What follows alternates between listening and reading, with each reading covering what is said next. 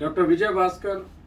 ఈరోజు I'm orthopaedic surgeon, masters in orthopaedics. ఈరోజు మనం చర్చించుకునే విషయం ఆర్థోపెడిక్లో రెగ్యులర్గా మనకు కామన్ ప్రాబ్లమ్స్ ఎక్కువ వస్తుంటుంది. ఆర్థోపెడిక్స్ అంటే a study of bones, muscles, tendons, joints of entire skeletal body. Skeletal body అంటే మన బాడీలో ఉండే ఎముకల సమూహం.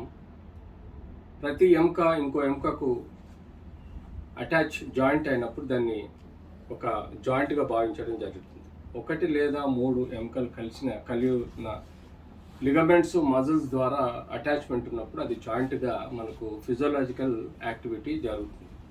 తద్వారా లోకోమోటరీ ఫంక్షన్ అంటే మూమెంట్ ఫంక్షన్ని మనకు డిటర్మైన్ అవుతుంది.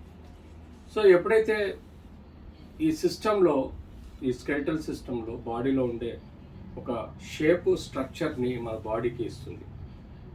ఇది రేసెస్ అంటే ఒక్కొక్క ఏరియాలో, ప్రపంచంలో ఒక్కొక్క కంట్రీలో ఒక్కొక్క రకమైన రేసెస్లో ఆ బోన్స్ యొక్క షేపింగ్ బట్టి వ్యక్తి యొక్క ఐడెంటిటీ ఉంటుంది. ఆ బోన్స్, వాటికి ఉండే అటాచ్మెంట్, లిగమెంట్స్, మజిల్స్ వల్ల కూడా మనకు బాడీ షేప్ డిటర్మైన్ అవ్వడం జరుగుతుంది.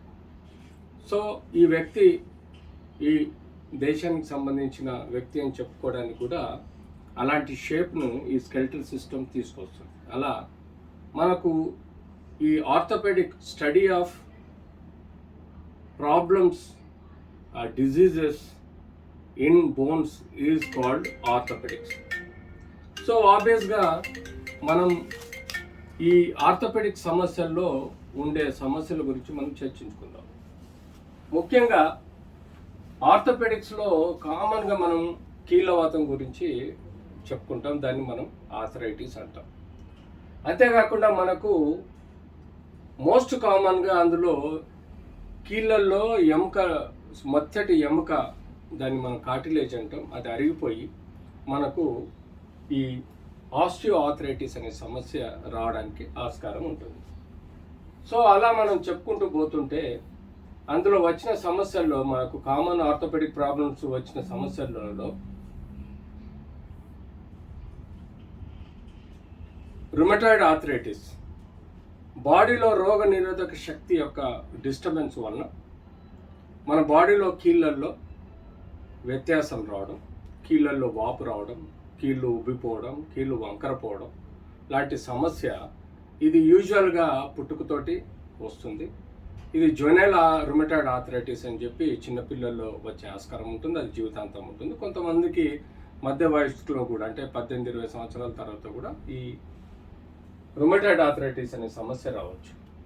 అలాగే మనకు బర్సైటిస్ అంటే మన ఎముకకు, కండరానికి ఎప్పుడైతే మూమెంట్ జరుగుతుందో దానికి రెండింటి మధ్యలో ఓ మెత్తటి స్పాంజీ టిష్యూ ఉంటుంది. దాన్ని బర్స అంటాము. అది మన మూమెంట్ని ఆడించడానికి దోహదపడుతుంది.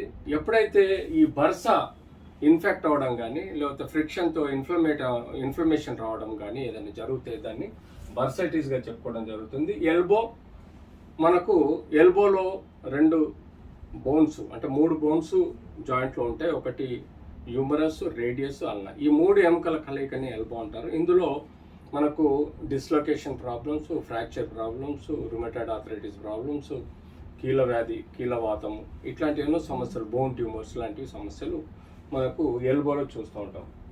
క్యూబైటల్ టన్నల్ సిండ్రోమ్, ఎక్కడైతే మనకు ఎక్కువగా నరాలు ఒక టన్నల్ రూపంలో లోపల నుంచి పోయి పెరిఫరల్ పార్ట్స్కి సపోర్ట్ చేస్తాయో, ఆ టన్నల్ అంటే అది ఫైబ్రస్ బ్యాండ్ లాగా ఉంటుంది. అది టైట్ అయినప్పుడు, ఆ నరం మీద ఒత్తిడి వచ్చినప్పుడు ఆ నరం నొప్పి రావడాన్ని మనం ఈ టన్నల్ సిండ్రోమ్గా భావించడం జరుగుతుంది. అలాగే టెన్నిస్ ఎల్బో లాటరల్ ఎపికొండాల్, మనము టెన్నిస్ ఎల్బో లాటరల్ ఎపికొండాల్ అంటే ఇది మనం ఎల్బోలో బయట సైడ్ ఉండే ఎముకకి మనకు ఈ చేతికి సంబంధించిన అన్ని కండరాలు వచ్చి ఇక్కడ అటాచ్మెంట్ ఉంటాయి. సో ఎప్పుడైనా మనం గట్టిగా టెన్నిస్ ఆడినప్పుడు, లాక్ కొట్టినప్పుడు కానీ, లేకపోతే మనం ఏదైనా ఇంట్లో పని చేసినప్పుడు కానీ మీకు తెలియకుండా ఇందులో సడన్ జర్క్ వచ్చేసి ఈ కండరము పైకి లేచిపోయి ఎముకకు కండరానికి రిలేషన్ చెడిపోయి పెయిన్ రావడాన్ని బట్టి మనం దాన్ని టెన్నిస్ ఎల్బో అంటాం. అంతేకాకుండా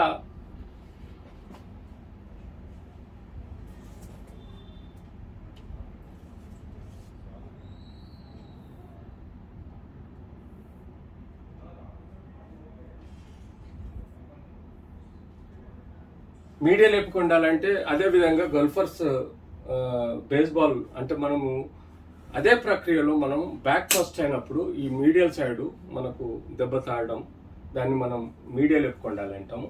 ఫైబ్రోమయాలజీ అంటే బాడీలో ఉండే అన్ని కండరాలు ఫైబ్రస్ బ్యాండ్స్ తోటి టెండన్స్ తోటి మన బోన్స్కి అటాచ్ ఉంటాయి.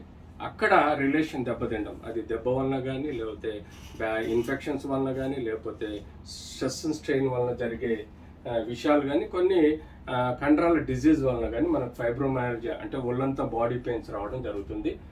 ఫుట్లో మనకు మల్టీ ఫ్యాక్టోరియల్ హీల్ పెయిన్ ఉంటుంది, ఫుట్ బోన్స్ పెయిన్స్ ఉంటాయి, లిగమెంట్ పెయిన్స్ ఉంటాయి, ట్యూమర్స్ ఉంటాయి, ఆథరైటిస్ ప్రాబ్లమ్స్ ఉంటాయి. అలా ఫుట్లో మనం ప్రాబ్లమ్స్ చూస్తాము. ఇక కామన్గా చెప్పుకునేది ఫ్రాక్చర్స్. ఈ ఫ్రాక్చర్స్ అనేది మన బాడీలో కామన్గా జరుగుతూ ఉంటాయి ఎక్కడైనా కానీ.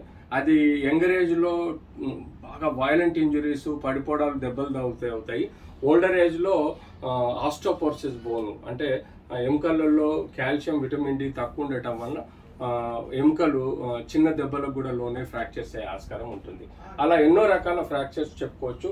హిప్ ఫ్రాక్చర్ కూడా మనకు ఓల్డర్ ఏజ్లో ఎప్పుడైతే హిప్ ట్రొకాంటర్ కానీ లేకపోతే నెక్ ఫ్రాక్చర్స్ అవుతాయో అవి ఆస్టోపోర్టిక్ ఓల్డ్ ఏజ్లో చిన్నగా బెడ్ మీదకి వెళ్ళి పడ్డా కూడా ఫ్రాక్చర్స్ అవుతాయి. అలా